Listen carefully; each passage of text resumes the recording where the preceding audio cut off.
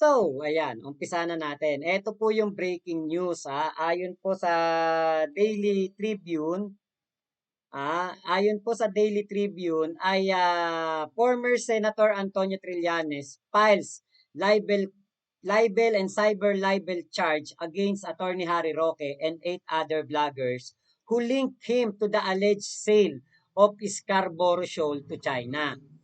Ayun po, ilang beses ko na rin itong natapik. Ilang beses ko na rin itong nasabi. Patungkol po dito sa issue ng West Philippine Sea. Ang sinasabi po kasi noon ng mga Dutertards, si Senator Trillanes daw po ang naglabas, si Senator Trillanes daw po, mali pala, hindi naglabas, ang nagbenta ng West Philippine Sea o nito nga Scarborough Shoal sa China. Ngayon po, dahil nga po itong si Antonio Trillanes, ang kumbaga parang nautusan ni Pinoy na makipag-usap sa China para po diyan sa West Philippine Sea o yung tinatawag parang backdoor negotiation ba. Ang akin pong pahayag dito o ang aking pong palagay dito, paano mangyayari na ang isang senador ay magkakaroon ng kapangyarihan na ibebenta niya ang isang kalupaan ng ating bansa. No one can sell a land or parcel of land or a part of a sovereignty. Kahit ikaw pa ang presidente, hindi mo yan pwedeng ibenta, ipamigay, or hayaan na mapunta sa ibang bansa. Hindi pwede yan. Alam po yan ng mga alam po yan ng ating ang mga taong gobyerno. Alam po nila yan. Hindi mo pwedeng ipamigay, hindi mo pwedeng kumbaga hindi mo pwedeng hayaan lamang. Kaya nga po, 'di ba, lumabas nitong nakaraang panahon na isa po sa mga issue na dapat masagot nitong si Duterte ay ang issue po sa West Philippine Sea na tinatawag na Gentleman's Agreement. Kasi nga po, walang ibang tao dito sa Pilipinas kundi presidente lamang ang pwedeng makapaglabas or makapag-usap sa mga ibang bansa na sige, status ko tayo o gentleman's agreement. Hindi ako magpapadala ng mga reinforcement na kagamitan para sa BRP Sierra Madre, pero wag na rin kayo magtatayo ng kahit anumang infrastruktura dyan sa Scarborough Shoal. Yon ang ginawa ni Duterte. So, etong si Senator Trillanes, wala siyang kapangyarihan na ibenta o ipamigay ang ating West Philippine Sea dahil senador lamang siya. Kung meron man pong magpapamigay, noong time na yon ay si Pinoy. Pero hindi po yun ginawa ni Pinoy. Pinaglaban pa yan ni Pinoy. Nanalo pa nga tayo sa arbitration na complaint o arbitrary complaint diyan sa UNCLOS. Sa UN, nanalo po tayo. Nagreklamo etong si noon ay Presidenteng Noynoy. Kaya po, yung binibintang nila kaya Senator Trillanes ay posible talagang maging isang kaso o isang kumbaga paninira lamang. Libel talaga ang mangyayari. Kararating lang po ni former Senator Antonio Trillanes dito sa ating Prosecutor's Office ng Quezon City.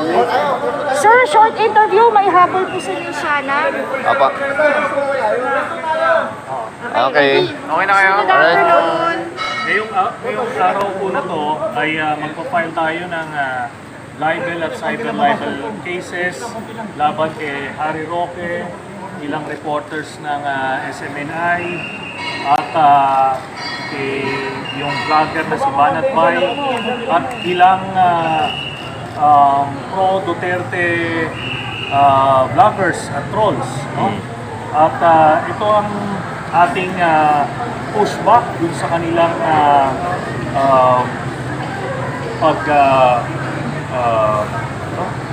pag-disseminate ng false information at mga fake news laban na sa akin At kaya ngayon nakita natin itong panahon na to ay makakakuha na tayo ng justisya. Hindi natin ito inaasahan ng panahon ni Duterte, kaya ngayon natin naisipan i-file ito. Sir, ano po ba yung laman? Ano po yung mga paratang? Ang paratang nung karamihan ay dahil binenta ko raw yung Scarborough. No? Paulit-ulit ko ito sinasabi kahit na ilang paliwanag na ang ginawa ko. Kaya ngayon, kakasuhan ko na sila. Sir, anong mga particular na ikakaso po ninyo, please? Libel at cyber libel charges. Libel at cyber libel charges. Sir, sagutan na rin natin yung kasi ba for Caloocan, tayo po'y Ayun, ayan na. So, salamat Kuya Ivan sa another info na ito.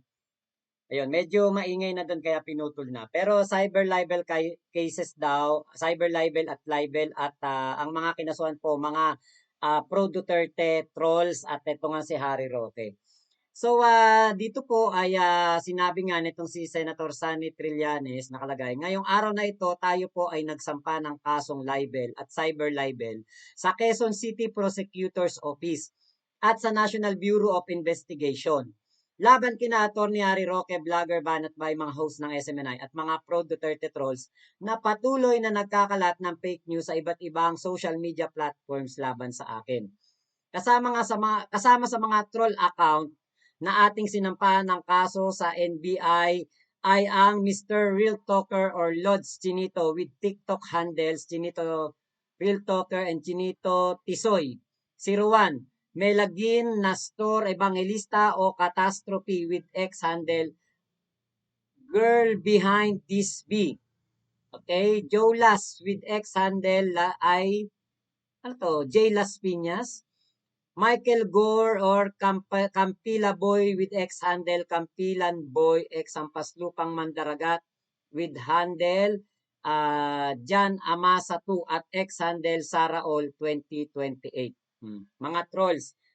Pero dito, Harry Roque, vlogger Banat by, at host ng SMNI. Kasi nga po, lagi nilang pinaglalaban yan. Tayo, napapanood natin yan. Lagi nila sinasabi si Antonio Trillanes ang nagbenta daw ng West Philippine Sea. Tapos malaman-laman natin, ito pa lang si Digong, ang meron po talagang behind the back na pagpapaubaya ng dapat ay sa atin lamang na Scarborough Shoal o itong Ayungin Shoal, mga kung ano-ano pang isla diyan. Dapat atin lang yan. Sa atin lang dapat yan. Pero, eto nga ay ginawa ng gentleman's agreement. Aminado naman si Roque, aminado naman si Duterte diyan. 'Di ba? So, dito kay Trillanes, hindi talaga siya ang nagbigay or nagpamigay or nagbenta ng West Philippine Sea. So ngayon, good luck, 'di ba? Yan kasi ang mahirap, masyado kayong kumbaga mapusok at naniniwala sa fake news, 'di ba? Wala naman palang katotohanan, di tanggapin niyo ang kaso at sagutin niyo na lang sa korte. 'Di ba po? Eto, katibayan to na talagang si Banat Bay po ay hindi po mapagkakatiwalaan ang kanyang mga vlog, pati na ang SMNI. Kaya hindi na ako magtataka ang SMNI hanggang ngayon ay hindi sila nakakapag-ere sa TV o yung kanilang prangkisa ay babawiin na. Kasi deserve nila yun. Sa kanilang mga fake news na pinapalaganap, sa mga galit na ginagalit nila ang mga Pilipino, at ginagamit lamang itong SMNI para maging tagapagtanggol ni Kibuloy. Hindi na ito para sa ikabubuti ng bayan o para sa talagang yung main objective ng journalism, yung mapalabas ang katotohanan. Etong SMNI ay para na lamang protektahan si Duterte at si Kibuloy. Yun na lang ang goal ng SMNI. Kaya, di ba? Naging palalo kayo naging mga kumbaga fake news na istasyon, naging fake news ang inyong mga host. Yan po napapala, nakakasuhan, 'di ba? So, hanggang saan kaya kayo dadalhin ng inyong galit sa gobyernong Bongbong Marcos?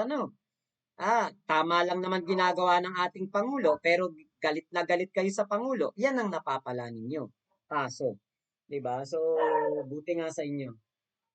Hmm?